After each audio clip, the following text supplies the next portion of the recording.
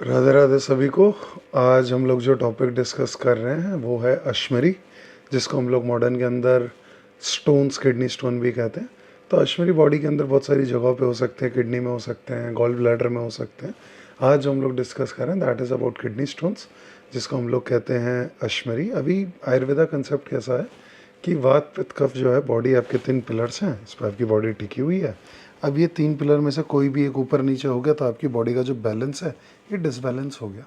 तो उन्होंने अश्मरी में भी ये बताया जो आप खा रहे हो वो डाइजेस्ट नहीं हो रहा, एक आध दोष कोई बढ़ रहा है, एक आध दोष वो नॉर्मल से कम हो रहा है, जिसके कारण आपकी बॉडी में आम करके एक टॉक्सिन बन रहा है। तो व्हाट इज़ आम? आम इज़ अनडाइजेस्टेड फूड। इसके कारण होता क्या है, जो आम है ये ब्लड के साथ सर्कुलेट होता है और बॉडी में अलग अलग जगह जाके इकट्ठा होने लगता है। तो जब ये किडनी के अंदर जाके इकट्ठा हो जाए और ये वहाँ पे जाके बैठ जाए तो इसको हम लोग कहते हैं अश्मरी। अब मॉडर्न के हिसाब से देख ले तो मॉडर्न के हिसाब से किडनी स्टोन एक तरीके का यूरिक स्टोन भी हो सकता है, उसके अंदर ऑक्सीलेट से होने वाला स्टोन भी हो सकता है।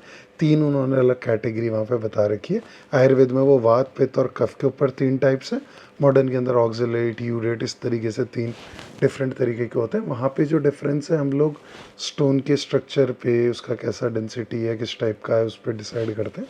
तो एलोपैथी के हिसाब से भी जब आपका खाना पीना सही नहीं है, बहुत सारी चीज़ें आप खा रहे हो, किडनी प्रॉपर यूरिन को फ्लश नहीं कर पा रहा है, तो हम लोग पेशेंट को कहते हैं आप एक बार सोनोग्राफी कराओ। तो जब यूएसजी होती है तो उसमें पकड़ में आता है कि भाई ये किडनी है, किडनी के अंदर फिर ये यहाँ से एक नली आ रही है, ये नली नीचे यूरिनरी ब्लैडर में जा रही है और फिर यहाँ से यूरिन हमें होता है। तो यहाँ पे मेरी क्लेंजिंग होती है, फिर ये यूरेटर है, ठीक है, यूरेथ्रा, यूरेटर से ये नीचे आया, फिर ये ब्लैडर है, फिर ब्लैडर से बाहर निकला। तो स्टोन होने की 3 पॉसिबिलिटीज़ है, या तो किडनी में होगा, या मेरी जो पाइप आ रही है इसमें होगा, या मेरे ब्लैडर में होगा। अब किडनी स्टोन का साइज़ कितना बड़ा है इस पे आप डिसाइड करोगे आपको आयुर्वेद खाना है कि एलोपैथी खाना है। अब किडनी में पथरी पड़ी है, पथरी का साइज़ है वैसा 32 mm, ठीक है ना। तो ठीक है, अभी बहुत लोग बोलते हैं हम ये देते हैं, हम वो देते हैं, उससे चीज़ें हो भी जाती हैं, नो डाउट हो जाती होगी, शायद मेरे नॉलेज में इतना वो नहीं है, but still what I recommend is कि अगर आपको 6 से 7 mm के नीचे पथरी है तो आप आँख बंद करके आयुर्वेदा पे ट्रस्ट कीजिए, आयुर्वेदिक डाइट लीजिए, आयुर्वेदिक इन्फ्यूजन्स लीजिए, काढ़े लीजिए, मेडिसिन लीजिए, परहेज़ कीजिए, निकल जाए।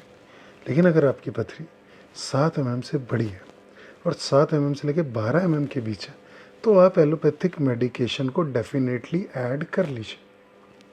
अब आपकी पथरी अगर 12 या 15 mm से ऊपर है तो इस कंडीशन में हो सकता है कि भाई हमें साइट ऑफ स्टोन देखना पड़ेगा, कहाँ पे है, मतलब किडनी में ही पड़ी है, कैलेक्स में पड़ा हुआ है, ऊपर की तरफ है, कोई यूरेटर में नहीं फंसा हुआ है, तो ठीक है, हम सोच सकते हैं कि अभी मैं ऑपरेशन नहीं करूँगा, मैं मेडिसिन से इसको गलाऊंगा, तोड़ूंगा।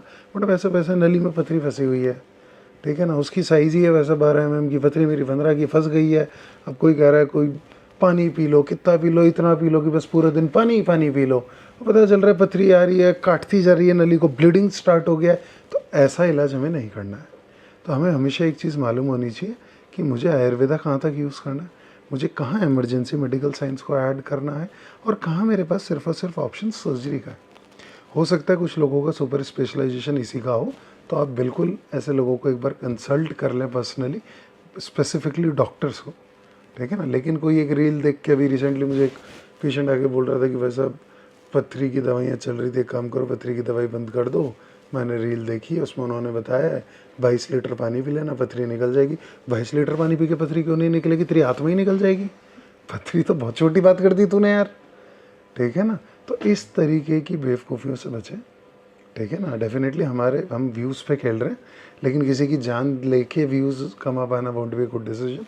इसी तरीके से बहुत लोग, कोई किसी ने कह दिया कि भाई मैं फ़लाना फ़लाना डॉक्टर के गया था, उन्होंने कहा आप नीरी पी लो, तो अब हर आदमी नीरी पी रहा है। NEERI is an Ayurvedic medication, बिल्कुल पियो, कोई दिक्कत नहीं। एलोपैथी वाले बता रहे बहुत ही बढ़िया। लेकिन भाई उसकी पथरी 6 mm की थी, तेरी पथरी 22 mm की है, तेरी यूरेटर की जो साइज़ है उसके अंदर ये पथरी आके फंस जाएगी। जब तू खूब सारा पानी और नीरी पिएगा, ये ज़बरदस्ती उस पत्थर को आगे फेंकेगी, तो वहाँ पे कट लगेगा, यूरिन में ब्लड आने लगेगा, फिर क्या करोगे, ऑपरेशन ही कराना पड़ेगा। तो एटलीस्ट मुझे ये मालूम होना चाहिए किस कंडीशन में मैं क्या चीज़ लूँ। मैं कह रहा हूँ तुम्हें 7 mm से नीचे है तो तुम्हें कुछ नहीं करना, डाइटरी चेंजेस करने हैं, बीज वाली चीज़ें हटा दो, सभी को पता है, ठीक है ना।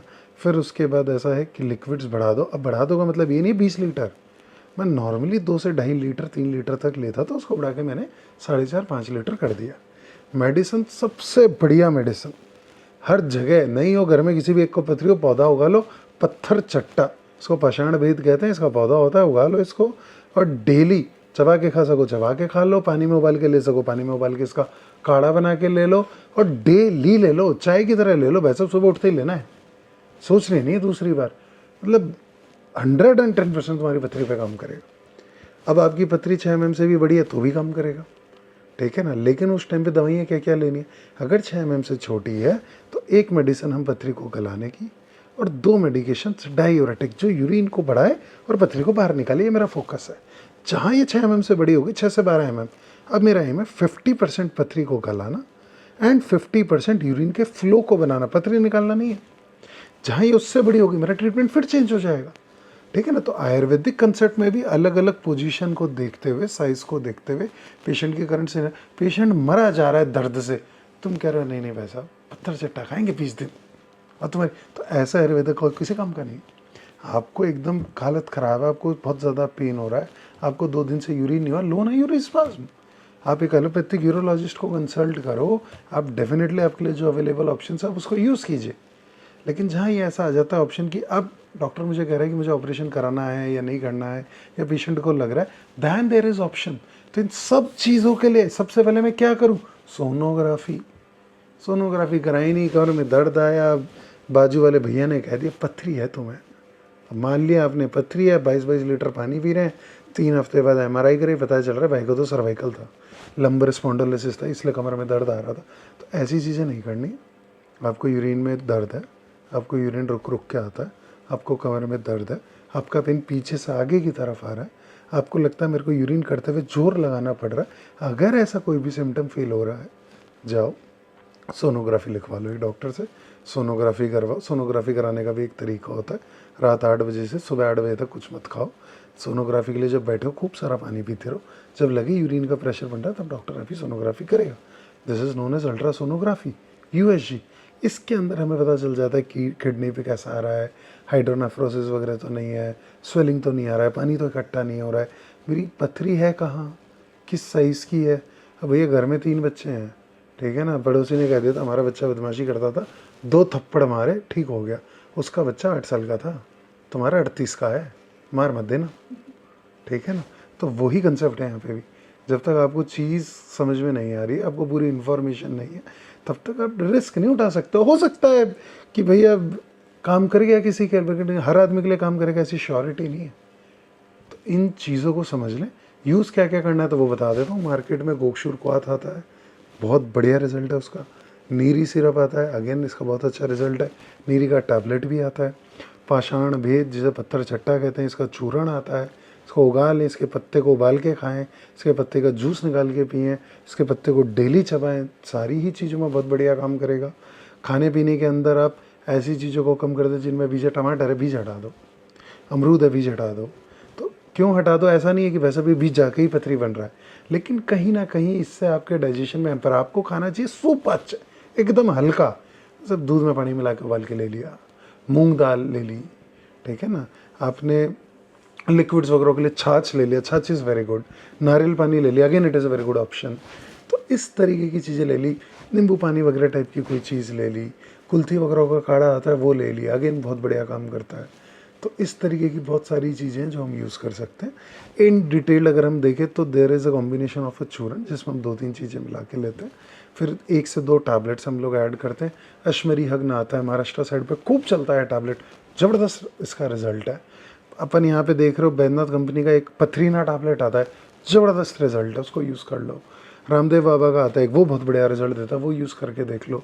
क्रशर सिरप आता है, गोक्षुर सिरप आता है, नीरी सिरप आता है, यूरिक सिरप आता है। दवा के ऑप्शंस हैं, लेकिन ऑप्शन उसी के लिए हैं जिसकी बीमारी और कंडीशन हमें पता है। अगर वो हमें पता है तो हम लोग इसको प्लान कर लेंगे। जिसने पथरी का ऑपरेशन भी करवा दिया वो भी अगर ये पर्टिकुलर परहेज कर ले, लिक्विड्स वगैरह लेता रहे, तो वापस बनने की टेंडेंसी कम हो जाए। पथरी निकालना इज़ नॉट ए इशू, करा दिया अपना ऑपरेशन, कोई दिक्कत नहीं, पथरी वापस नहीं होगी क्या, वापस हो जाएगी।